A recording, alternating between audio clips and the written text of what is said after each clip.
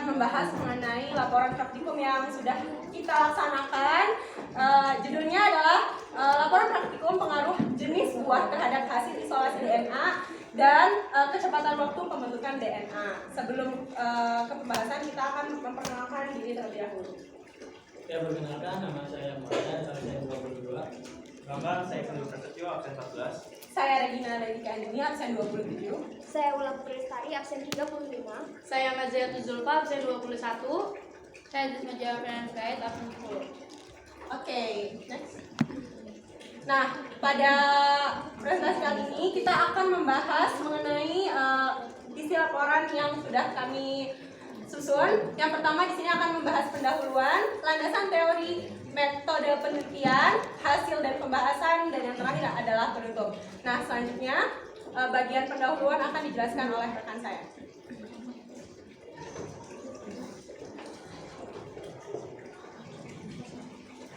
Pertama-tama, poin yang pertama itu latar belakang. DNA adalah asal nukleat yang mengandung materi genetik dan berfungsi untuk mengatur perkembangan biologi seluruh bentuk kehidupan secara seluler. DNA terdapat pada nukleus, mitokondria, dan juga kloroplas. Nah, ekstrak DNA adalah suatu proses pemisahan DNA dari komponen-komponen sel lainnya. Ekstrak DNA pada organisme eukariotik dilakukan melalui proses penghancuran dinding sel, synthesis of cell walls, penghilangan protein dan RNA, sel division, dan pengendapan DNA.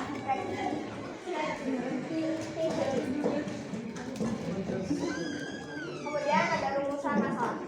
Bagaimana sih pengaruh jenis buah terhadap hasil isolasi DNA dan waktu pembentukan DNA pada buah? Kemudian ada tujuan praktikum. Tujuan dari praktikum ini untuk mengetahui pengaruh jenis buah terhadap hasil isolasi DNA dan waktu pembentukan DNA pada buah.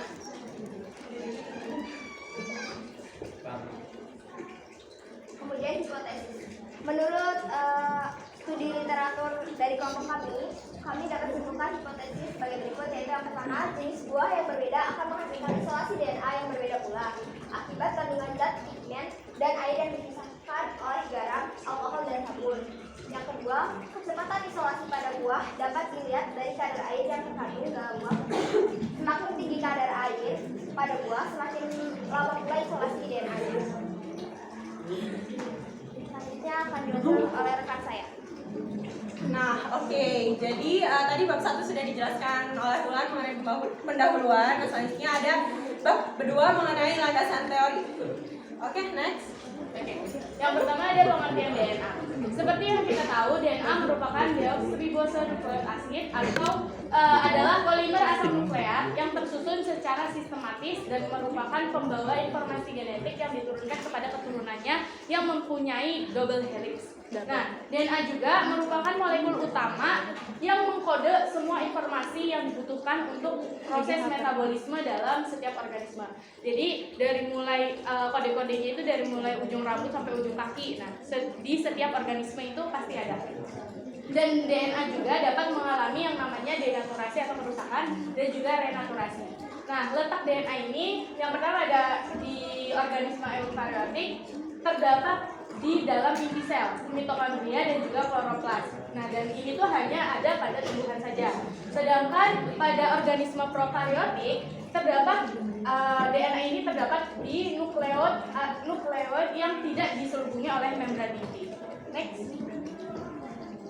Nah, pada pembahasan kali ini kan kita bakal membahas mengenai ekstraksi. Nah, kita harus tahu dulu dong apa itu ekstraksi. Nah, ekstraksi itu kan merupakan pemisahan DNA dari sel dan memisahkannya dari cairan seluler dan protein sehingga diperoleh dari DNA murni. Jadi, simpelnya itu kalau misalkan ekstraksi adalah pemisahan DNA dari partikel-partikel yang tidak diperlukan oleh si DNA-nya itu sendiri. Nah, proses ekstraksi itu dilakukan dengan cara isolasi, yaitu pemisahan, dan purifikasi DNA, yaitu pemurnian. Nah, isolasi sendiri itu bertujuan untuk memperoleh DNA sebanyak mungkin. Nah, kalau purifikasinya itu bertujuan untuk menghilangkan partikel lain dari DNA yang terisolasi. Nah, DNA sendiri itu dapat diekstraksi dari organisme hidup atau dari sel mati, bisa dari darah, tulang, rambut, terus bisa dari bagian dari tanaman itu sendiri. Lalu DNA juga terdapat di dalam sel. Tadi sudah disebutkan oleh Julpa kalau yang eukariotik itu di dalam sel, mitokondria dan kloroplas kalau di tumbuhan, dan kalau yang prokariotiknya terdapat pada sitoplasma. Lalu proses ekstraksi itu sendiri bervariasi tergantung dari jenis sampelnya, dari tanamannya, setiap jenis-jenis makhluk hidupnya sendiri. Next. Nah, proses ekstraksi DNA itu ada 3 tahapan. Yang pertama ada lisis, yang kedua ada presipitasi, dan yang ketiga ada purifikasi. Next. Nah, yang pertama ada proses lisis, yaitu pemecahan sel dengan dan mengeluarkan DNA dari nukleus. Nah, proses lisis ini sendiri ada 2 jenis ya, ada mekanik dan kimiawi. Kalau mekanik itu biasanya dilakukan dengan cara pemblenderan atau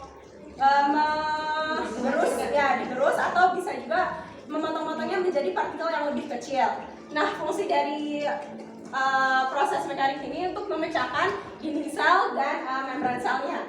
Nah, kemudian yang kimiawinya itu biasanya menggunakan deterjen, kalau enggak dengan enzim-enzim yang bisa memecah si selnya. Nah, fungsinya itu untuk melisiskan membran inti agar mengeluarkan isi dari inti selnya yang berisi DNA. Next.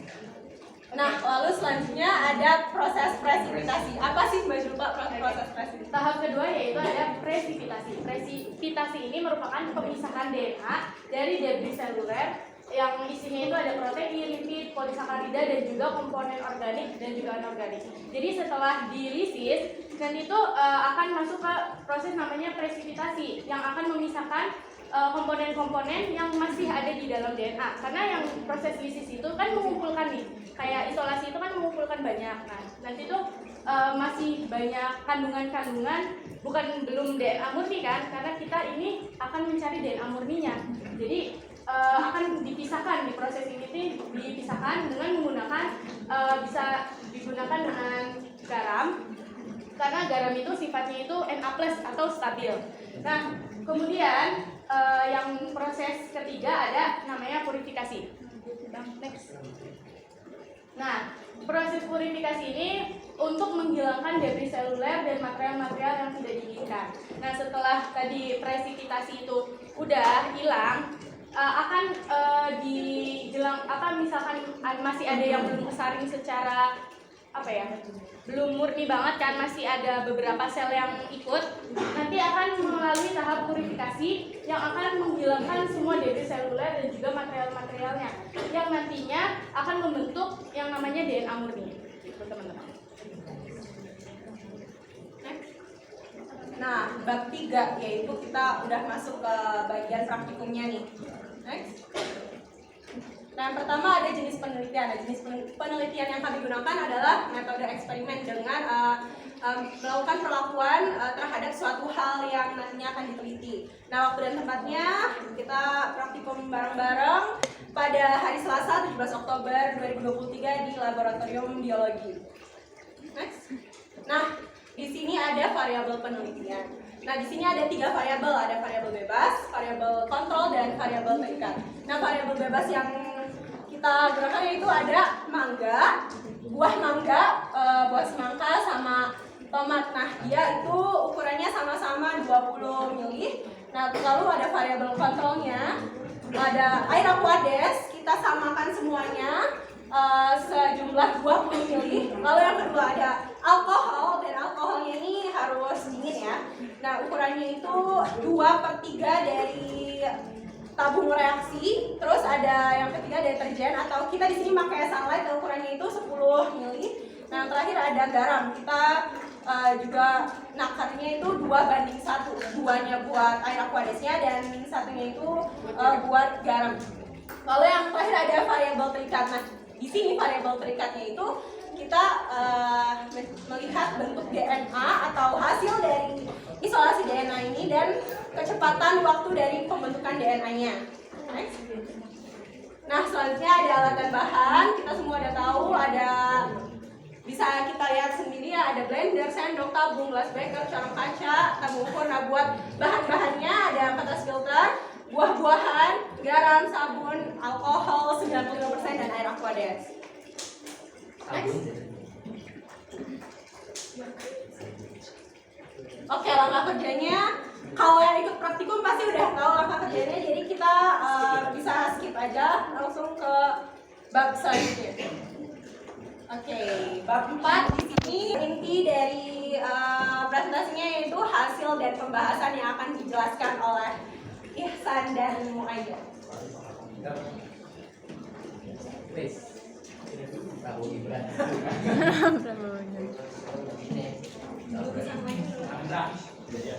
Kita masuk pada tahap ataupun subbab yaitu hasil dan juga pembahasan dari praktikum. Oke, di sini kita dapat hasil pengamatan berupa tabel. Ini bisa dilihat mangga, ada buah mangga, tomat dan juga semangka. Nah, ini yang diamati adalah bentuk DNA, waktu terbentuknya DNA atau cepat lambatnya terbentuknya serabut DNA, kemudian ada warna yang dihasilkan setelah penyaringan. Kemudian di sini bisa dilihat mangga yaitu bentuk DNA-nya kental dan menggumpal, kemudian tomat berserat dan sedikit cair, dan semangka tidak berserat dan cair. Kemudian waktu terbentuknya serabut DNA di sini pada mangga, pada praktikum yang kami lakukan, pembentukan serabut DNA pada mangga itu sekitar 0 detik atau bisa dibilang setelah dituangkan alkohol langsung itu langsung terbentuk serabut DNA. Kemudian warna yang dihasilkan berupa kuning. Kemudian tomat di sini berserat dan sedikit cair. Dan waktu terbentuknya yaitu selama 17 detik. Kemudian semangka waktu terbentuknya itu 2 menit 9 detik atau 129 detik. Dari itu isolasi DNA itu kan tujuannya adalah memisahkan materi genetik DNA dalam suatu sel ya, dalam suatu sel dalam nukleus. Maka hal pertama ataupun prinsip yang akan yang harus dilakukan dalam menjalankan praktikum ini adalah yang pertama lakukan pengurusan ataupun melisis ya. Melisis itu menghancurkan dulu baik itu secara fisik bisa di blender ataupun bisa digerus, dan juga bisa melalui cara kimiawi menggunakan garam dan juga deterjen atau sabun.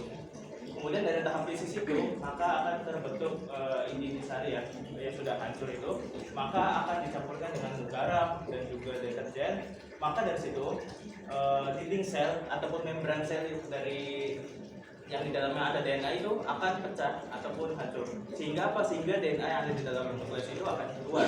Nah, apabila kandungan air ataupun juga zat pigmen yang dihasilkan dari buah-buah itu berbeda, itu juga akan mempengaruhi jumlah DNA-nya baik itu secara bentuk maupun secara kuantitas ya. Dan juga setelah itu masuk pada proses namanya purifikasi. Purifikasi itu untuk memurnikan. Jadi dipisahkan DNA itu sendiri. Tadi kan masih nyampur dengan intisari dari buah itu, dari buah itu, maka dimurnikan ataupun diendapkan menggunakan alkohol 95%. Itu mengapa alkohol? Karena DNA itu berupa protein itu tidak dapat menyatu ataupun larut dalam alkohol, sehingga apa? Sehingga DNA itu akan terangkat dan terpisah dari intisarinya. Dan juga layer-layer dari tiap lapisan ini buah dan alkohol itu berdasarkan berdasarkan massa jenisnya.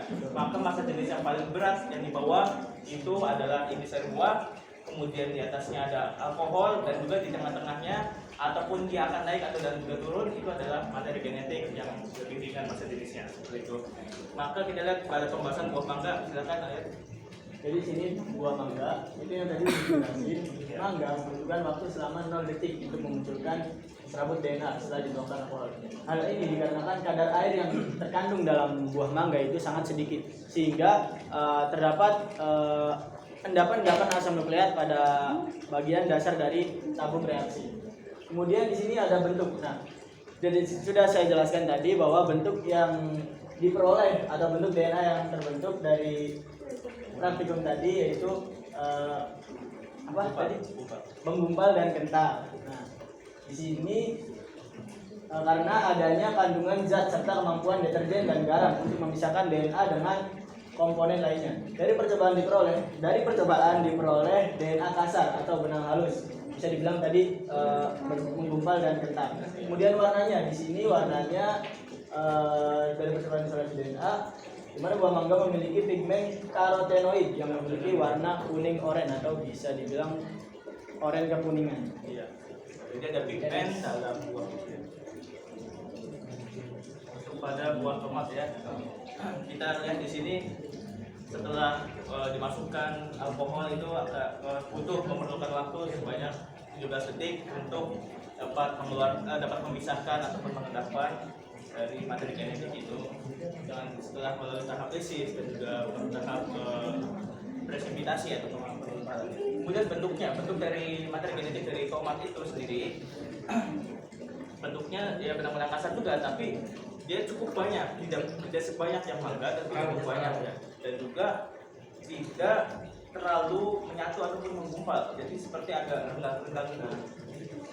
Kemudian warnanya, kita lihat warnanya. Kenapa kuning merah? Karena dia memiliki pigmen yang namanya pigmen lycopene atau alpha karoten ya, alpha karoten, sehingga warnanya kuning kemerahan. Kita lanjut pada buah yang terakhir, yaitu buah semangka. Oke, di sini pada buah semangka yaitu membutuhkan waktu selama 2 menit 9 detik dalam pembentukan serabut DNA. Kemudian bentuknya yaitu memiliki tekstur cair, maka banyak terdapat asam nukleat pada dasar tabung reaksi. Atau bisa dibilang di sini bentuk DNA-nya itu tidak terlalu menggumpal dan tidak terlalu banyak. Kemudian warnanya yaitu karena memiliki pigmen lycopene juga, maka pada buah semangka ini memiliki warna merah. Dan seperti yang sudah saya singgung tadi di awal, bahwa ada lapisan-lapisan yang terbentuk dari proses isolasi DNA itu pada lapisan paling bawah, yaitu yang berwarna kuning bening ataupun yang intisari dari buah yang sudah disaring itu ada sisa ekstrak buah ya kan, sisa ekstrak buah setelah disaring. Kemudian ada lapisan tengah ataupun yang berwarna putih itu adalah materi genetiknya, yaitu berupa DNA, benang-benang DNA. Kemudian yang paling atas ataupun yang berdasarkan apa tadi, berdasarkan massa jenisnya ya. Jenis yang paling bawah paling berat, kemudian alkohol lebih ringan, kemudian ada materi genetik itu di tengah ataupun ke atas yang dia bisa bergerak-gerak. Seperti itu. Nah, kita lihat di sini gambarnya kan ya. Letak ini tadi adalah intisari buahnya, ini adalah alkoholnya, kemudian yang menggumpal ini adalah materi genetik DNA. Dari tiap-tiap buah berbeda ya. Ini tadi ada tomat, ini ada mangga nih. Iya, mangga ini juga mangga nih. Ini tomat nih. Mangga. Ya, dari ketiga buah itu. Iya.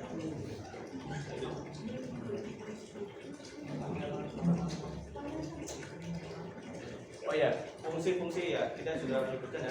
Pertama tadi adalah sabunnya. Sabun juga itu untuk melisis membran inti sel ya, sehingga DNA di dalam nukleus itu dapat keluar. Kemudian juga garam, sama memisahkan benang-benang DNA dari campuran komponen pada sel itu hingga mudah untuk diamati. Kemudian ada alkohol itu untuk mengendapkan ya, untuk mengendapkan, mengikat dan ya pemekatan itu. Untuk sehingga DNA itu memisahkan diri, menggumpal hingga terpisah dari inti buahnya. Kemudian ada yang lain.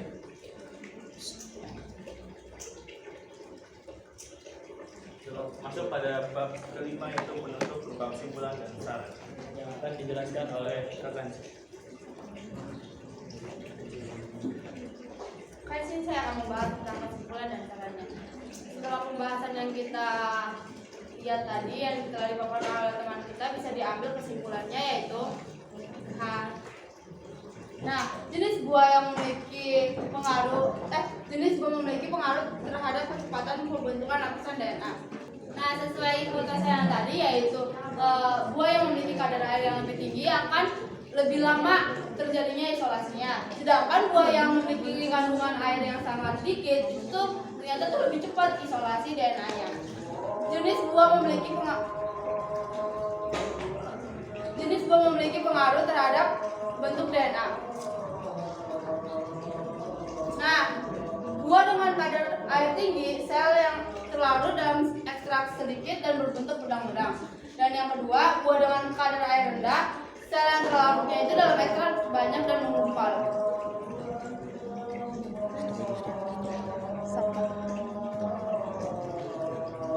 Nah, ada saran dari kelompok kita yaitu dalam pengerjaan penelitian kali ini diperlukan kerjasama antar anggotanya agar cepat selesai karena itu kan mengaduk itunya lama kan. Nah, blendernya itu harus benar-benar halus. Nah, terus pastikan alkohol dalam keadaan dingin. Terus yang keempat, aduk ekstra buah dan sabun itu jangan sampai ada buih-buihnya karena itu tuh bakalan bikin gagal. Yang terakhir, pilihlah kertas filter yang partikelnya kecil agar menghasilkan ekstrak yang bening.